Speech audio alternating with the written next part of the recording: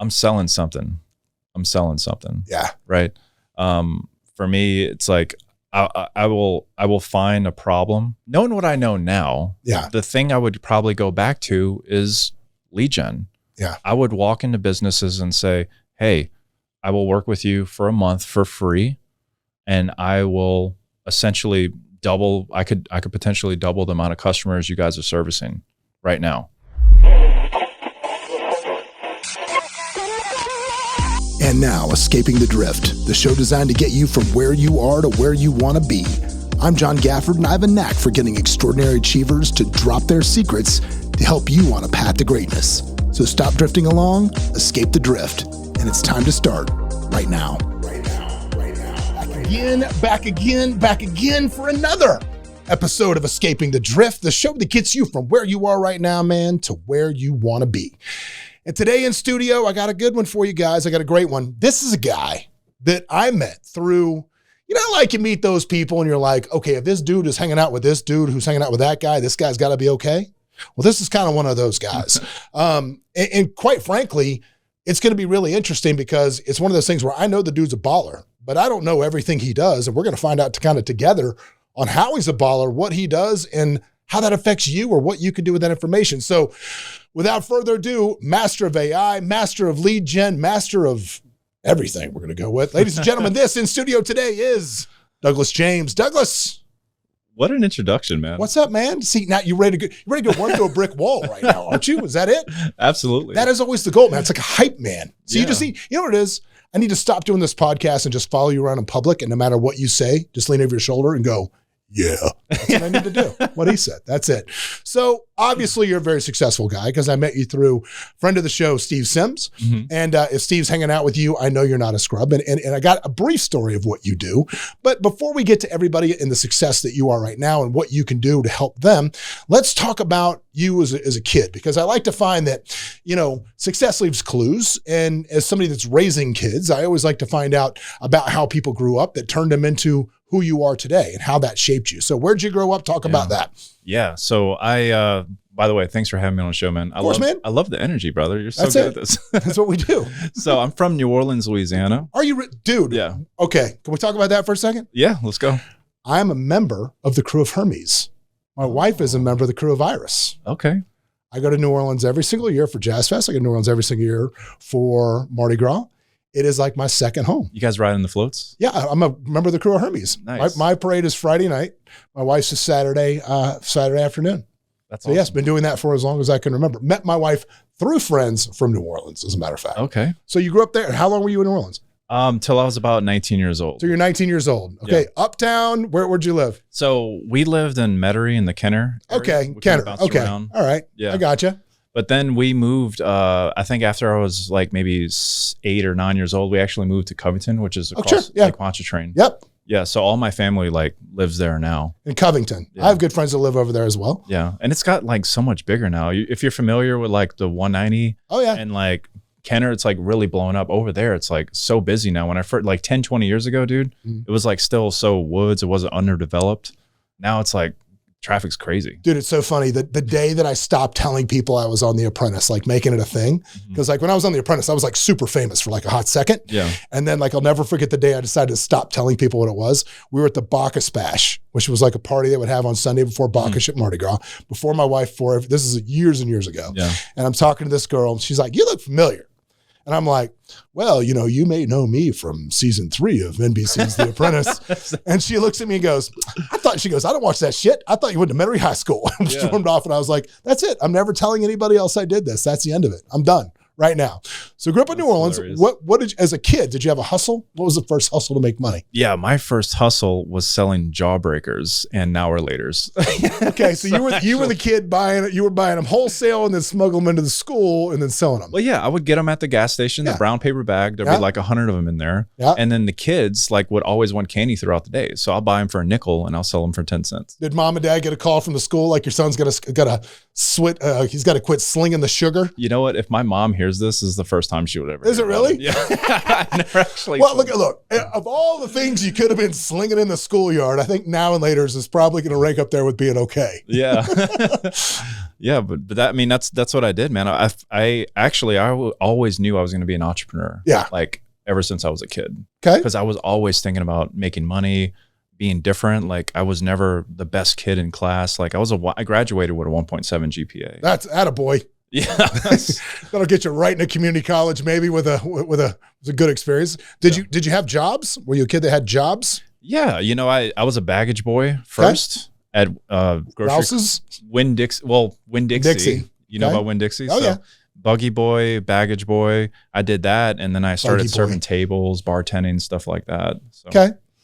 At what point did you realize you were chronically unemployable? Because I know that all great entrepreneurs, it's impossible for them to literally have a boss. At what point did you realize that? You would have to fast forward till I was about 27 years old. So what did you do between just bouncing around bartending, doing that stuff? Yeah, so drifting along with life, if you will. Yeah, as the theme of the podcast trying to goes. escape the drift here. Yeah, yeah, man. So like, I grew up in New Orleans, right, and I kind of had like a troubled childhood. Like it wasn't the best upbringing. You know, my dad struggled. He battled with unfortunately, drugs, alcohol, stuff like that. And the house where I grew up, man, it was like there was a lot of things going on behind the doors. It was not conducive to any type of growth environment. My mom worked nights in the hospital. She's been a respiratory therapist for like 30 years. And if it wasn't for her, man, like I wouldn't be where I'm at, to be honest. Like she clothed us, fed us, took care of us. Yeah. And, as most good mothers do, make sure you're taken care of. Yeah, absolutely. So I was about 19 years old and I was living with my grandparents at the time. And because it became a very toxic situation with my dad. So I eventually moved out and I was living with them for about a year. And it came to the point where my grandma and my mom are like, you're out every night, till 4 a.m. You're coming in late. You're not doing anything with your life. You graduated high school a year ago. So they're like, you need to go to college. You need to either join the military or you're getting the fuck out of my house. So that was basically the ultimatum that I got. Maybe not those direct words, but that's what it was. So obviously I was not a great student. There was no way I was going to college. Right. And I was going to have to leave anyway. I was like, you know what? I'll join the Navy. So I joined the military. You and Cody Sperber, same story. Yeah, similar, right? So I joined the Navy to be an information system technician because growing up, along with all the side hustles, I loved computers. I loved video games. I would watch tech TV, right? And I could build computers. I was the kid that would take apart toys and put them back together. Yeah, see how it worked. Right? Yeah.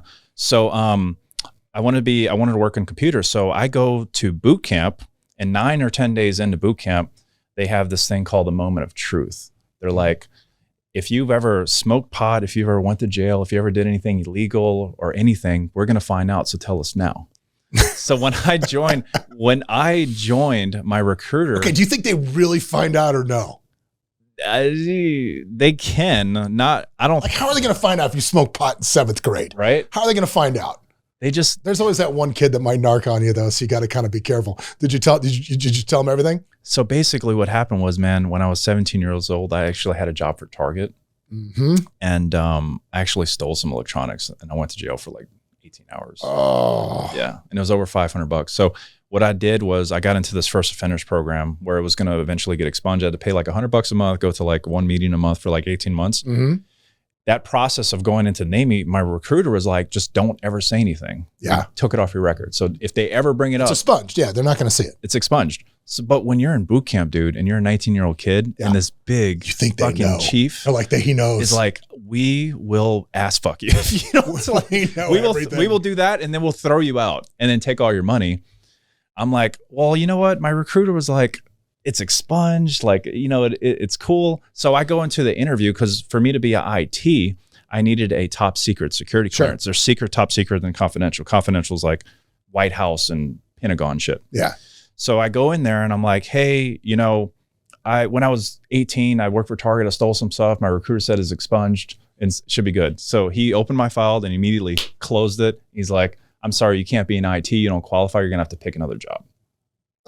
Mind you, my heart was so set on this job because of my background. I love tech.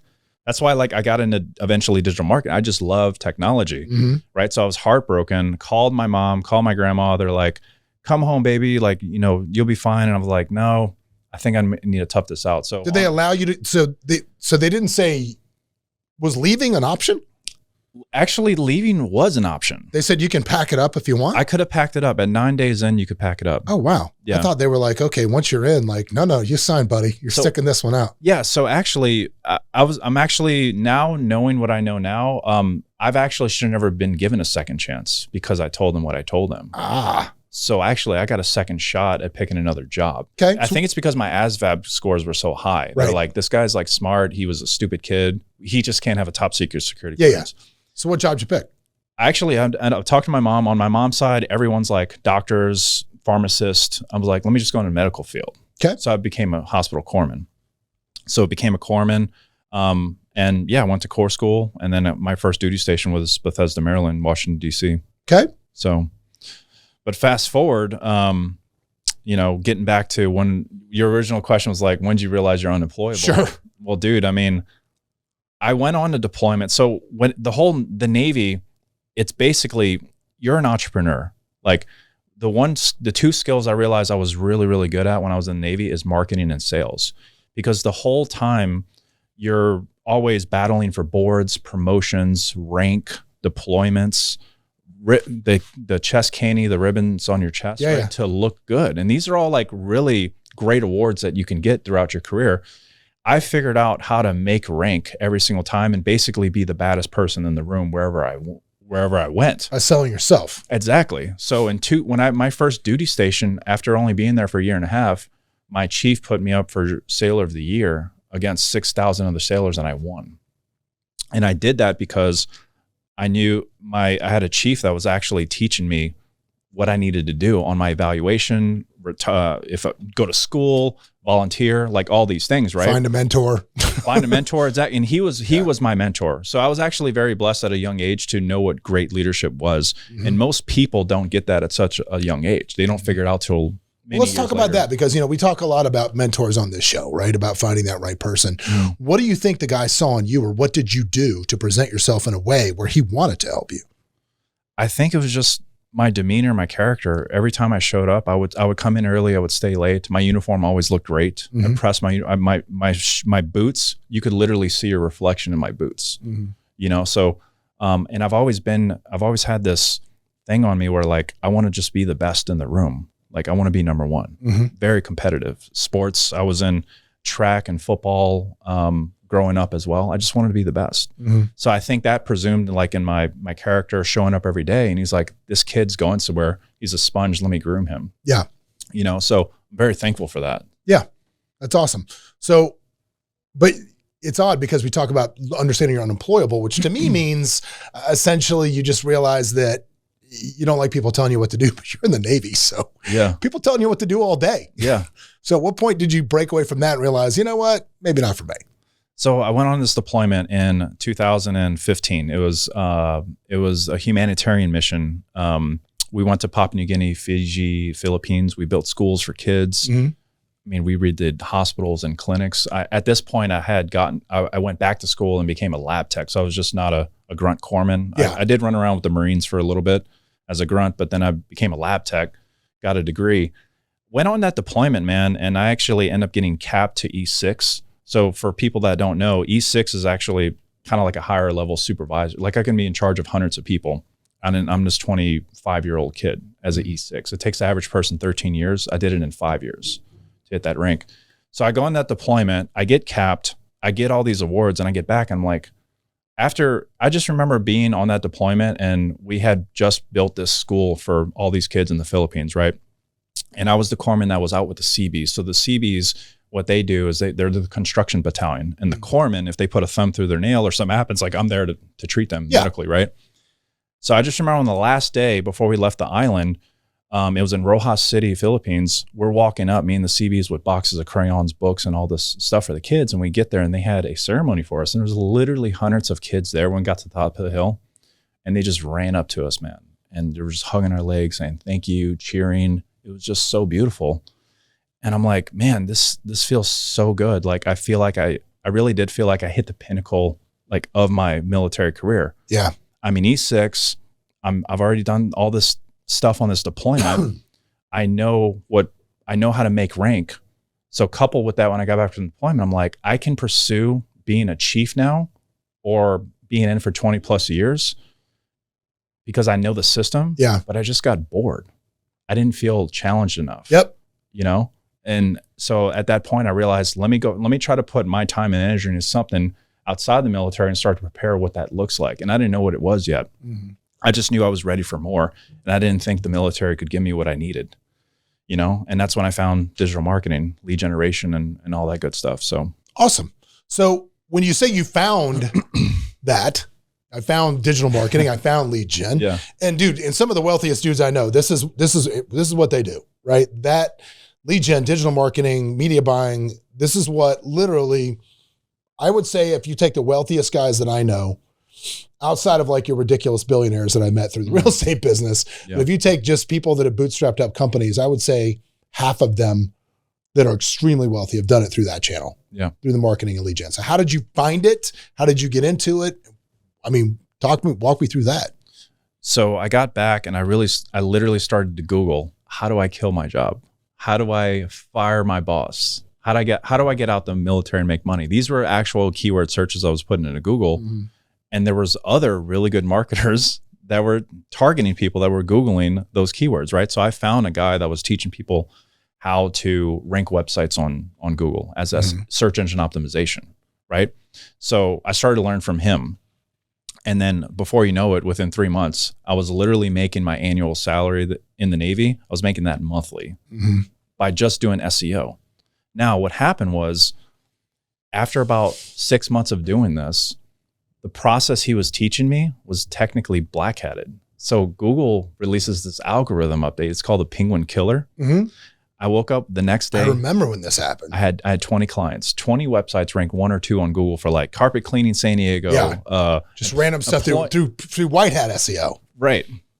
And I woke up the next morning and my websites and my clients all disappeared from page 1 for their respected keyword searches. So basically my business went away overnight, like $50,000 a month in revenue. And I'm like, fuck. So I call all my clients. All of them are pissed off. Where's the leads? And I'm like, I don't know. I end up keeping just 2 clients and I get into paid ads. So I learned how to run ads on Google search. I learned how to run Facebook ads. Obviously I sucked at first, but I got really proficient at it and I was able to build up my agency again, just being the lead gen guy. You know, there are times though that entrepreneurship can go wrong. And I'm going to tell you about one of those points right now because I'm going to have to, right in the middle of our podcast, I'm going to make a phone call because I'm going to tell you a story. And that story is my children, right? They are 15 and 16. And since they were 8 and 9 years old, their business has been owning the vending machines in my companies. They get to run the business, they stock them, they market them, they do all of those things. And the clanging that you're hearing in the background is them loading their machine on the other side of this wall. So we're going to call my wife right now while I'm first in there with them. And I'm like, hi, can you do me a favor? Yeah. Can you ask the children to stop loading their vending machine on the other side of this wall while I'm recording this podcast? Oh. Yeah. Okay. And you're on the podcast right now mentioning this, which is awesome. So there we go. So just explaining that. That's okay. All right. Thank you.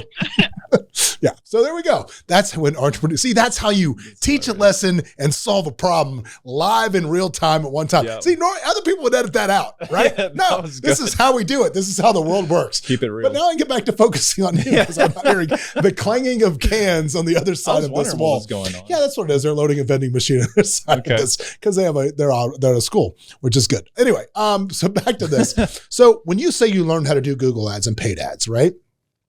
Self-taught by a course. What did you do? Actually, all that was basically self-taught for the most part because I already knew I was in the realm of digital marketing, right? I knew what SEO was. When you go on Google, you can see the sponsored ads, right? When you're on Facebook, you have ads that pop up on your phone all the time, right? So I'm like, these people are putting us here because it's making money. Yeah. So if I need a direct ROI for my clients, let me figure out how to run these small ads that are popping up on people's phones and just target it differently. But when you first started out, like you kind of jumped over a big hurdle there. You went right to, I had 10 clients. Like, how did you get the first client? What was the pitch to client number 1? Yeah, exactly. So what I did was, so I was in the Navy, right? By the way, I built up my agency for 4 years before I could get out of the Navy just because of my contract, right? So what I would do is, on my lunch breaks, I would take like a 2-hour lunch, only supposed to be gone for like an hour. I would actually walk into businesses and straight up ask for the owner, like Mhm. the chiropractor. Yeah. Like, hey, I can send you guys like 20 referrals. Are you interested? Right. Or I would cold call them and say, hey, I'm going to send you guys some leads. Right. My favorite strategy. I'm going to send you guys some leads. Yeah. So my favorite strategy when I first started to get my first client, it was a company called Lovely Nights Limousine. Mhm. Been paying me to this day. I actually set up a lead gen campaign. I set up a small website, ranked it in a small city, Escondido Party Bus. Mhm. Escondido only has like 300,000 people. So if you target that keyword, you can get it up within like a few days. You can be ranked number one. Sure. Right. Versus like San Diego or San Francisco. Sure. Massive, These are big markets. Right. Massive. Right. So I set up that small website. Within a week, I had leads. I had people calling that website for limousine and party buses. Mhm. So I started to what I did was I rerouted all those calls and leads to the company directly, to a Mhm. company that I vetted, and I made sure I had their cell phone number. So their phone started to blow up with calls like asking for business, Mhm. right? And I vetted them because they were on page 2 of Google. So I knew They were struggling. they were struggling. Like they were in business, but they were like not thriving, right? Yeah. So after 2 days of sending them like 20 jobs, I call them up. I'm like, hey, this is Douglas James. I've been sending you guys business. Do you want to have a conversation? Right. Mhm. Yeah. And they're like, fuck yeah. You know? Because all of a sudden, like, where did this business come from? Yeah, that was me. Yeah. Yeah. Oh, that's the, okay. See, Yeah. somebody that owns several businesses, this is one of my pet peeves, right? And if you're thinking it like, if you're getting, this is a great business because literally people don't understand that doing what he's talking about right now, you can own a business per se with zero overhead, with no employees, nobody calls in sick. You don't have rent to pay, no internet bill. Like literally you can just assert yourself as a minority partner into literally any business you want. Mhm. Because I can tell you that pretty much every business owner in the world is looking for more business and they're willing to pay for it. Yeah. And what I hate is though, the lazy folks. You said something I thought was so clutch, which was I would walk in and ask for the person that was there. Dude, Mhm. I get this from people that I already know what they're trying to do, right? I already know. I get these things on the Instagram, on the DMs. Mhm. Can I ask you a question? And it's always the same thing. You just did, jerk nuts. Like, and that's the last time I respond. Like you asked me, can I ask you a question? You just did. And that's all you get from me. But dude, doing it that way, where you show value before you pitch, Mhm. I love that, dude. And like by making somebody's phone ring, like all of a sudden, imagine that. Like you own a car wash. Who gives a shit? Whatever the Mhm. business is. And all of a sudden your phone starts blowing up and you're feeling pretty good about yourself Yeah. for 2 days until somebody calls you and tells you it was them that made it happen. Yeah. And that's like one of my favorite acquisition deals, or how I deal with folks when we grow our businesses through vertical integration, is I call it the Tony Soprano method, right? Where I'm like, okay, come in and I'm going to bring you in as a vendor and we're going to source business to you. And when I see that that's a viable arm and I know that I'm feeding that business, and I ask them a simple question, which is, how much of your business am I? Mhm. And when I can tip that scale over 50% of their business is now me, I got your ass. Yeah. Because now it's, guess what? I'm your silent partner. Yep. And that's it. It's kind of the same method you're doing there, which I love. Yeah. So you got people, you're generating leads, you're doing that. Mhm. Keep going. Yeah. So, I mean, that was my strategy going forward. I love You know? that. Just and then combination of just walking into business straight up asking. And, there's a book now that I know, Joe Polishes. I do know Joe is, yeah. So Sure. he wrote a book, What's in It for Them. Mm-hmm. And that I'm like, it's just like we've heard that before from like people like Zig Ziglar helping, or is it Zig Ziglar, help enough people get what they want, you'll have all you want in life. Yeah. So like I was learning from these people early on, Mhm. and I started to realize like, okay, I have goals that I want to have, being out of the military, having my own company, escaping the rat race, all that good stuff. I need to figure out how to deliver value. Yeah. So any method that I did, I was just like, I'm going to invest my own time and money and show this person that I'm legit before I even ask for $1. And I just kept following that same method over and over again until the point where I didn't have to. I had business coming to me because I would just have a wall of videos and testimonials of Yeah. people saying, this dude like brought us an extra 50 grand in revenue a month. Right. And he never asked $1 for us. He just started sending us leads. Yeah. Right. So that's how I grew my agency, and I got really good at Facebook ads. I was actually one of the first people, I think, that kind of cracked into YouTube ads back in 2017 because it wasn't a big thing. So my agency I eventually got out the Navy, and what that did was obviously gave me all my time back. Now I got 50, 60 hours a week to focus on my business. I don't have to like take a 2 or 3 hour lunch and go meet clients, right? Yep. So I end up getting into YouTube ads. Now to backtrack a little bit, the reason why I got into coaching is because I remember I had a Master Chief's E9. It's the highest ranking in the active duty ranks. This was a dude that was your boss or your boss's boss at that point. This was a boss of a boss. Yeah. High ranking person. He comes to me up in the hospital. I'm drawing his blood and he says, HM1, that's my rank, hospital corpsman, first class, HM1. I'm 45 years old. I've been in the Navy for 25 years. And I'm getting out next month. What do I do? I don't want to sit in a classroom full of 19-year-olds. Yeah. Will you teach me what you do? And I'm willing to pay you. Because word was out, I'm sure, because you were probably buying drinks with a little more frequency than everybody else with your rank when you would go to the old bars there, I'm guessing. Well, I didn't make it easy for myself. I ended up buying like a S63 Mercedes, like $180,000 car. So you're a corpsman rolling around a $180,000 car? It's ridiculous. Like the payment on that thing was like half my check. Okay, but here's the thing though. Right. Okay, here's the thing though. But didn't like the upper officers give you shit like crazy because of this? Oh my gosh, dude. So, all right, I'll tell you what happened. And if you're listening, if you listen to this is a bad plan. This part of it, like if you're in the military, do not rub your boss's face in your newfound wealth. That is a bad plan. Keep going. So, dude, word got out, man. I had people coming up to me like, "Hey, I want to buy your course. I want your coaching or whatever." Mm-hmm. My superior end up finding like my website online and he's like, what the fuck, what is this? You got to stop this. Did you request permission to be doing this? And I'm like, no, I didn't. So they tried to threaten me with like, you're going to lose your rank. You're going to get kicked out. All the same things in boot camp that I told you earlier. Sure. Right? And then finally they were like, you know what? One of my other superiors that was one rank higher than me, which was an E7, he was a friend of mine on deployment. So I think he came in. He had a conversation like, eventually they came to me, let's let him route official paperwork through the chain of command to request the right permission to run this company or whatever he's doing online. Mm-hmm.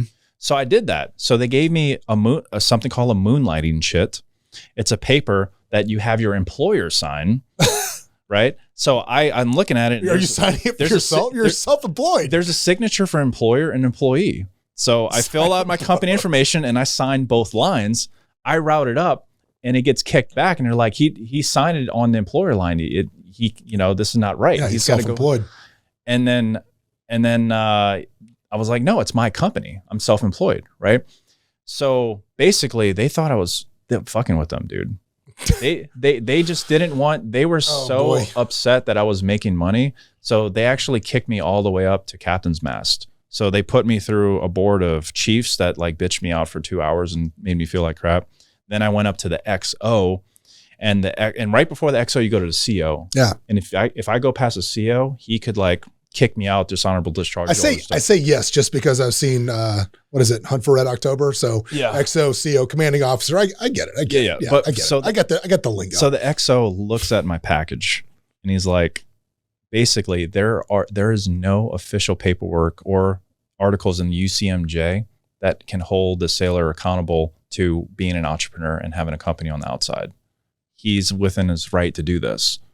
There's no moonlighting shit. There's nothing. There's nothing. So basically, there was nothing at the time in 2017. Have they rewritten it now? I've heard so I think I was one of the first people that helped Douglas James clause, if you will. Exactly. So I've heard now there's paperwork now, but back then there wasn't to handle. The active duty entrepreneur was very, very new and the military didn't know how to handle it. So the XO kicked it down and I got to go home and they said, HM1, you're dismissed. Lovely. And as I was walking out, oh my gosh, my superiors. Best day ever? Are they pissed? Their face. Oh my gosh, dude. It was the best feeling ever. Now I can just picture you like walking out like Kenny Powers, just like making it rain. Yeah. Flipping dollars at him just for shits and giggles on the way out. Because that's how my brain works because I'm weird, but that's all right. That's how it felt, man. So after that, I was basically untouchable. All I had to do was show up for duty, do my job, do my time. But after that, that was it. They never fucked with me again. Didn't mess with you. It's awesome. Yeah. So you started teaching other people in the military and that went on to, so how many people have you taught at this point? Probably 13,000. 13,000 people. More than 10,000. Have learned from you how to generate leads for businesses through paid ads and everything else. Yes. And lucky for you kids, Like if you're sitting there right now trying to figure out, man, I'm stuck in a dead end job. I'm in the military taking people's blood. I don't like it. No, you don't have to do all that. Just if you're not happy where you're at, dude, if you're looking to get where you're going to go. See, this is going to be, it's not like an infomercial today, but I like to give you guys solutions, man. I don't want to give you theory. I want to give you actual practical things you can do. And so this is actually a 2-part podcast today. And as we're rolling up on the 29-minute, we're going to get to the point where we're done talking about leads and marketing. And if you're interested in being able to learn how to do this and drive a $180,000 car and rub it in your boss's face, he's going to give you a deal on his coaching. I before we came in here, it's always like, hey, if you're going to talk about something, you got to give my listeners a deal. You got to do it. So if you want to learn more about the lead deal and coaching with Douglas James and how he does this or how he did it and how he continues to do it, go to ETD for Escaping the Drift, etdleads.com, and he gave you a discount there on the program, or at least you can learn a little bit more about it, have a conversation with somebody from his team about maybe doing that. So that's good. And if you're thinking to yourself, well, I don't need to do this. I have a perfectly safe job. My job is wonderful. Let's scare the shit out of you, shall we? Because now you've moved into something new. See how that's a segue, man. That was good. I know. See, it's funny because we have before this, he's like, well, how are we going to talk about everything? I'm like, trust me, we're going to get to it. It's a segue. See, that's what it is. You give them the benefit. See, you tell them the story, you give them the value, which is what we just did. And now you scare the shit out of them because you have a new company. I do. And what's the new company? So the new company is called Quantum Logics. Mm-hmm. What we do in Quantum Logics, my partner is Howard Getson.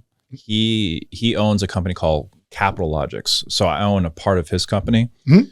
And he's been the CEO of a AI company for 32 years. He exited his first company for over 9 figures a few years back. Yeah, because a lot of people think AI is something new, like, oh, because I can go in Mid-Journey and make myself look like a spaceman, that, this is a new thing. No, this has been around for a long time. No, it's like 15 years ago, you walk into any airport in the country and there's facial recognition software that knew exactly who you were before you went in there. That bothers me. That bothers me.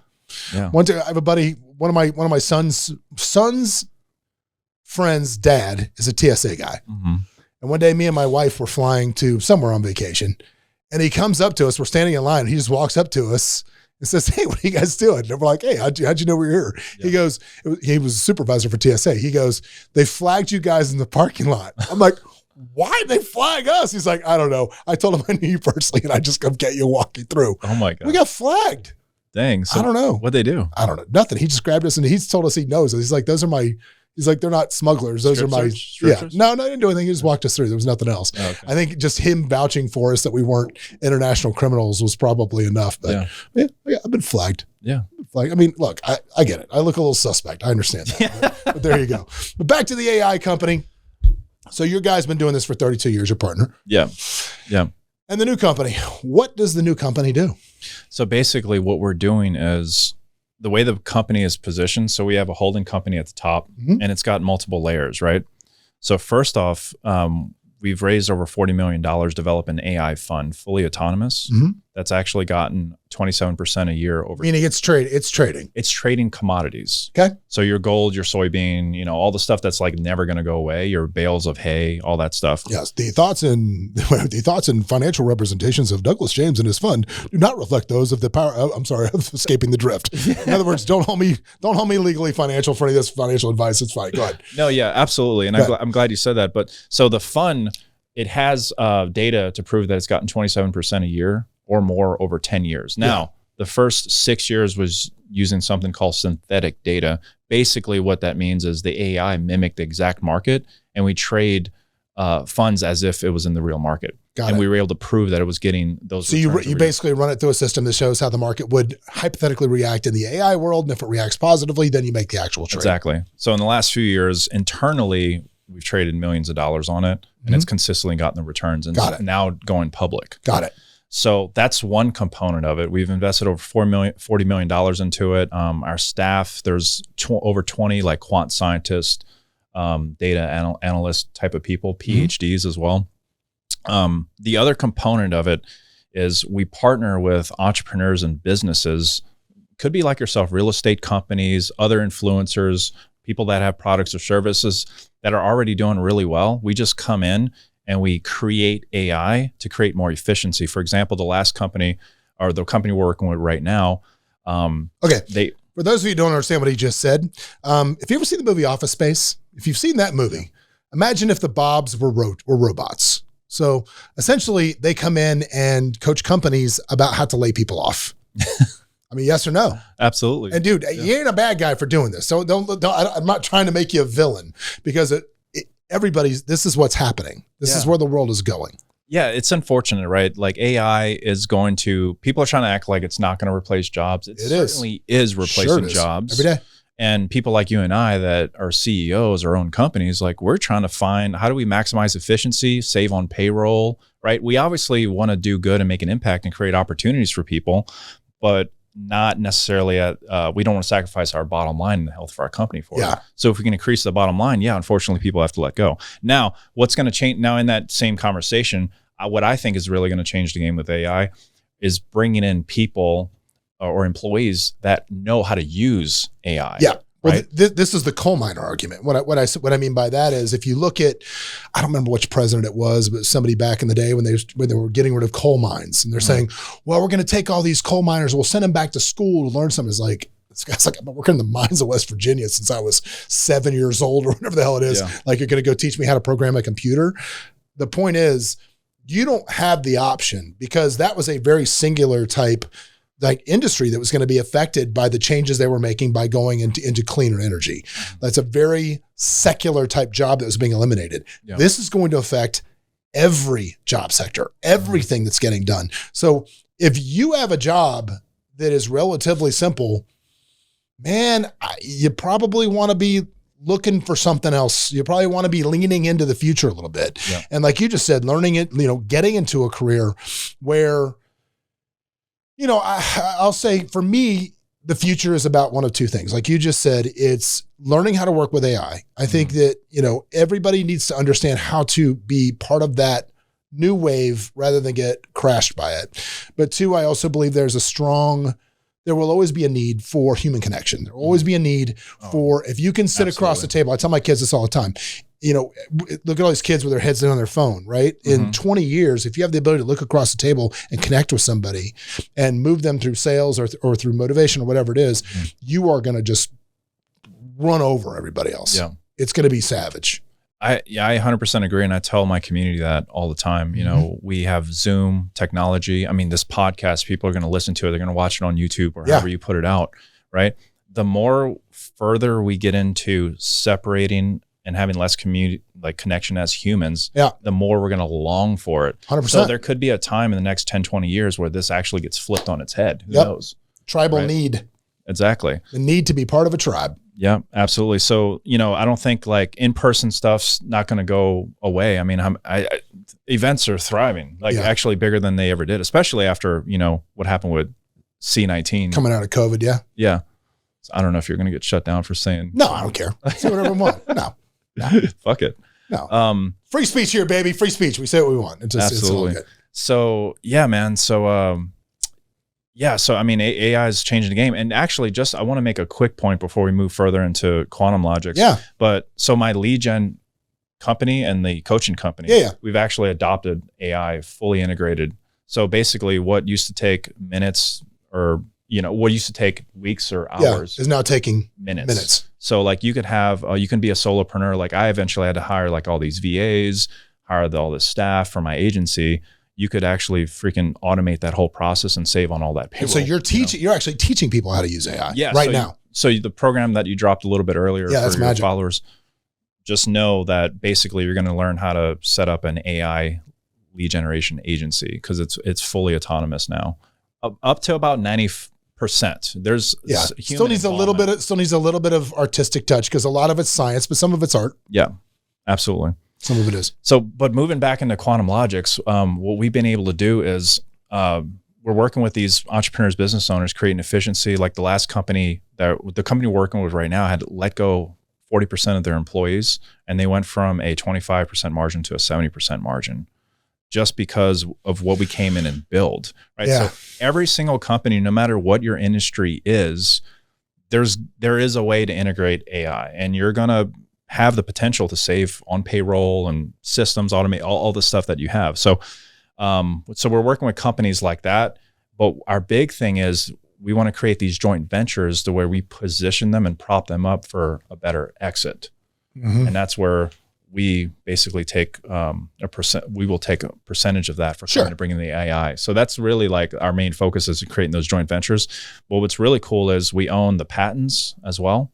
So the first arm is the fund. The second arm is the joint ventures, Mm-hmm. where we come in, and we're not talking about building AI like connecting Zapier with ChatGPT and Midjourney. We have 20 building specific programs and standalone systems that are running. Exactly. Like none of our PhDs are using ChatGPT. Right. No. They're like legitimately building stuff. So that's one arm. And then we own the patent of it.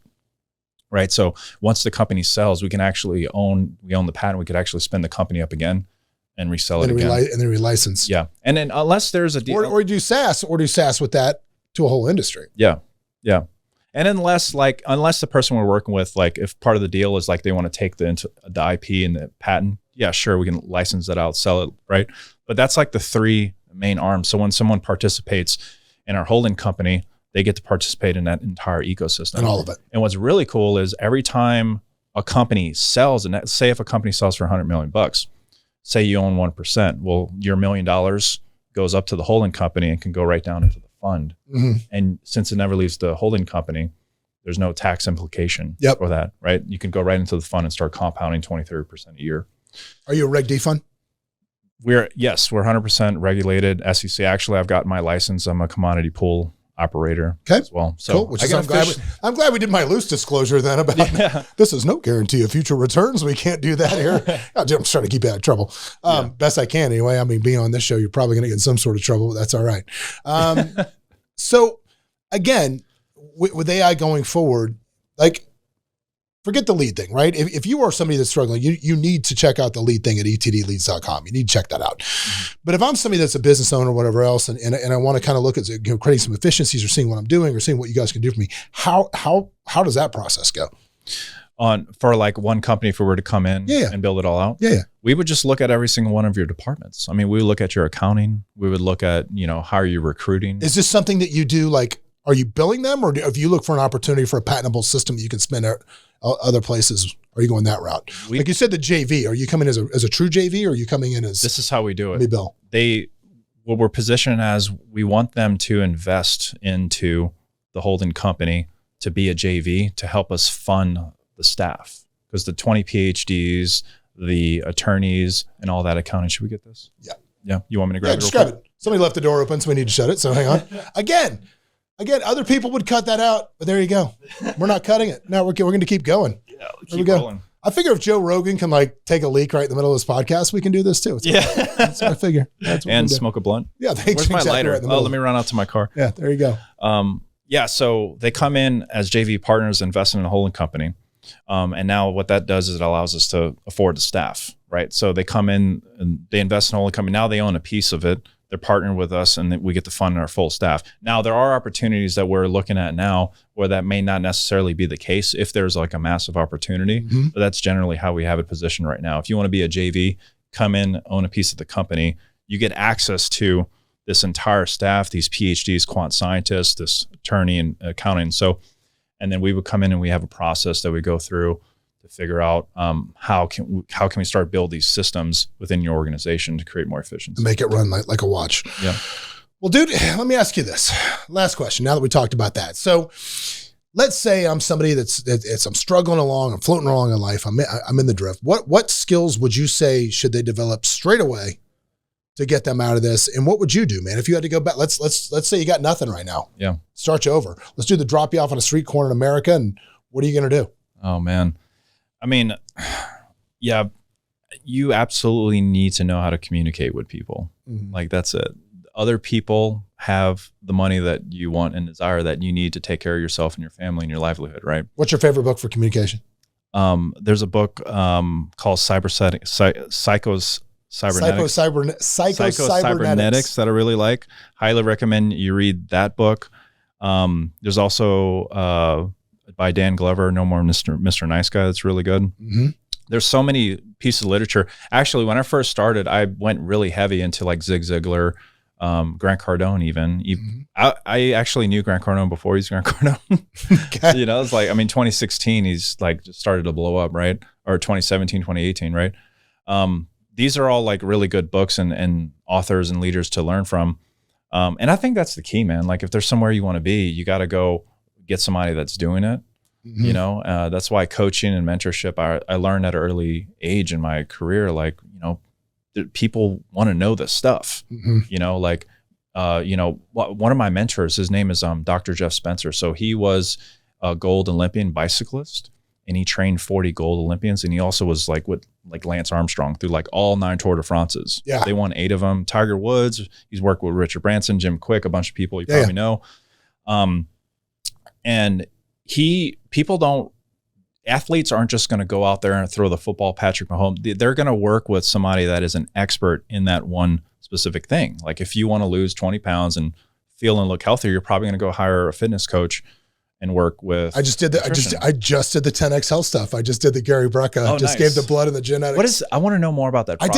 I did it. I'll let you know. I'm going to try to get Gary to come on and read my results in real time on the show. That'd be cool. That's what I'm trying to do. Do you have like 5 years to live? Like Dana I hope not, dude. Well, no, dude. I got to tell you though, man. I hit a point where I'm like, something's the balance of something is not right. Right. Like it's like I feel like in the gym I'm kind of running uphill. That makes sense. And I'm like, that's not good. So I'm dying to hear what he says and I'm going to do, I'm going to do whatever they say to do. Yeah. So I'll let you know how that goes. I literally just did the blood work and the genetics testing last Wednesday. I did that. So hopefully the results will take a couple weeks to get all the stuff back, but we'll see. I'm going to try to get Gary to, like I said, come and read it right here on the show and see what happens. That'll be fun. Like, you've got a week to live. Show over. That's it. We're going to cut this short. You're calling your wife? This is not about the vending machines. I'm going to call my wife and tell her I'm dying right on the air. It's going to be great. It's going to be how it is.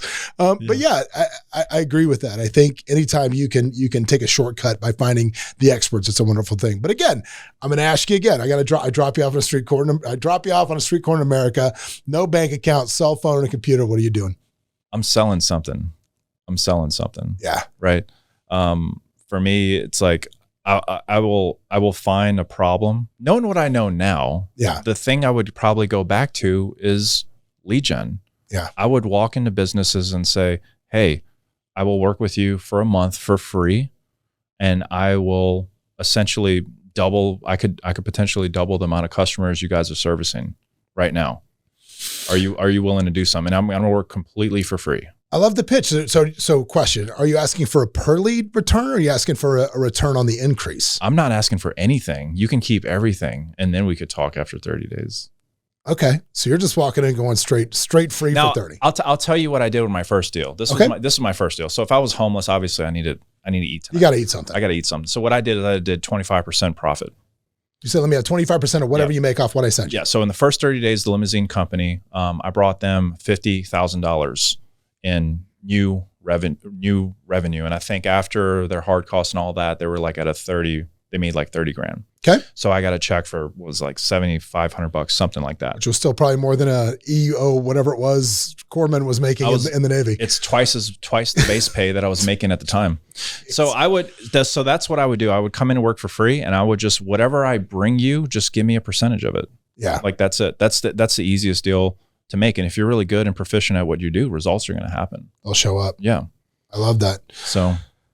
Well, guys, again, if you want to learn more about the quantum stuff, I mean, obviously they follow you on Instagram. Where they follow you? What is it? Yeah, it's at _Douglas James. You could also just Douglas James on Instagram. Douglas James on Instagram, and you'll find him. Yep. He's not hard to find. And if you're watching this on YouTube, I have something else I forgot to mention when we first started this earlier today. I had a little misunderstanding with YouTube. I don't know if it's a misunderstanding. I was whatever.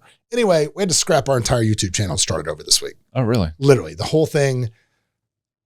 Lots and lots and lots of subscribers all just had to wipe it. We got some bad advice, some bad marketing advice through YouTube maybe 6 months ago, and we just been blacklisted. And even after dealing with some very higher ups and people do massive buys there, we just eventually just decided the best thing to do was scrap it and start over. So if you're watching us on YouTube or whatever, please just subscribe. Every little bit helps as we try to build this channel back up to where it was and beyond where it was, because we've just been hidden for now for 6 months. If you need some help with that, let me know. I know a guy. The height. Oh, you do know a guy. Yeah, that's a good point. So I'll check out on that. And again, man, if you're looking to find out how you can start a side, it's a great side hustle. Yeah. It's a great way to escape the drift, dude. Check out etdleads.com. He'll make you a great offer there. You can do that. But anyway, dude, Douglas, thanks for coming in, brother. It was lovely talking to you. I'm excited about it. And I got some stuff off there when you talk to about the, seriously, about the AI, because I got some places where we can make some money. Anyway, we'll see you guys next time. What's up, everybody? Thanks for joining us for another episode of Escaping the Drift. Hope you got a bunch out of it, or at least as much as I did out of it. Anyway, if you want to learn more about the show, you can always go over to escapingthedrift.com. You can join our mailing list. But do me a favor, if you wouldn't mind, throw up that 5-star review, give us a share, do something, man. We're here for you. Hopefully you'll be here for us. But anyway, in the meantime, we will see you at the next episode.